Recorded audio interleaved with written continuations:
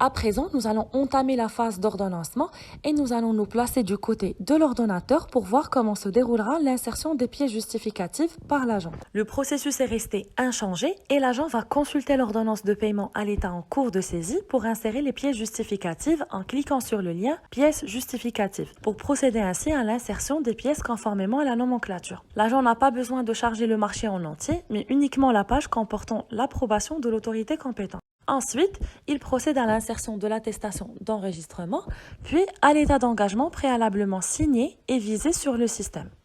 Une fois que l'opération d'insertion est terminée, l'agent procède à l'enregistrement et le système l'invite à attester l'authenticité des pièces justificatives ayant fait l'objet d'une dématérialisation duplicative. L'utilisateur va consulter à nouveau l'ordonnance de paiement, toujours à l'état en cours de saisie, puis il consulte le lien pièces justificatives et le système retrace l'historique de l'agent ayant procédé à l'insertion des pièces justificatives en rajoutant à côté du nom du document le nom de l'agent ainsi que la date de l'opération.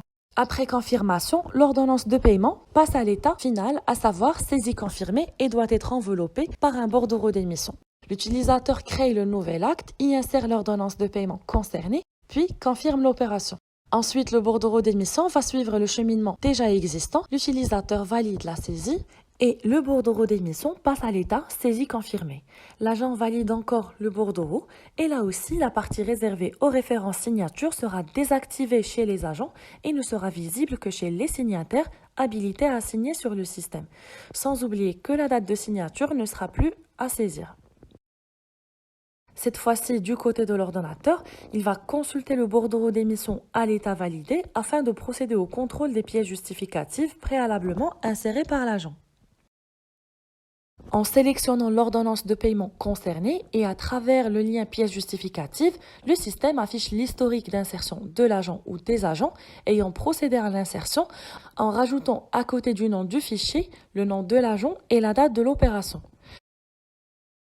Le signataire peut procéder au rajout d'une nouvelle pièce ou à sa modification en la supprimant et en insérant une nouvelle. Après enregistrement, le signataire doit obligatoirement attester l'authenticité uniquement de la pièce justificative nouvellement insérée. Une fois que l'opération est effectuée, l'utilisateur consulte à nouveau l'ordonnance de paiement et le système retrace l'historique des agents et du signataire ayant procédé à l'insertion des pièces justificatives. Une fois que le contrôle est effectué, le signataire procède à la signature de l'ordonnance de paiement. Là aussi, au niveau des références signatures, seul le nom du signataire qui s'est authentifié sur le système va apparaître et la date ne sera plus à saisir, mais sera horodatée par le système JIT. Ainsi, en cliquant sur le bouton Signer, 4 nouvelles fonctionnalités ont été rajoutées. En premier lieu, le système affiche au signataire une fenêtre lui permettant de confirmer l'attestation d'authenticité des documents et pièces justificatives issus d'une dématérialisation duplicative insérée préalablement par l'agent ou par le signataire lui-même. Ensuite, le système affiche une deuxième fenêtre lui permettant de confirmer l'opération de signature des ordonnances de paiement objet du bordereau d'émission sélectionné. En troisième lieu, le système génère automatiquement une ordonnance de paiement signée au moyen de transactions dédiées dans le système et qui comporte le nom du signataire ainsi que la date de signature. Cette ordonnance de paiement sera insérée automatiquement parmi la liste des pièces justificatives. Et en dernier lieu, le système génère une attestation d'authenticité des documents et pièces justificatives ayant fait l'objet d'une dématérialisation duplicative au niveau de laquelle l'historique d'attestation et de confirmation d'attestation d'authenticité est retracé. Cette attestation sera insérée automatiquement parmi les pièces justificatives. De retour sur le système JIT, en cliquant sur le bouton Signer, le signataire procède à la confirmation de l'attestation d'authenticité des pièces justificatives issues d'une dématérialisation duplicative. Ensuite, il coche l'ordonnance de paiement concernée par l'opération de signature.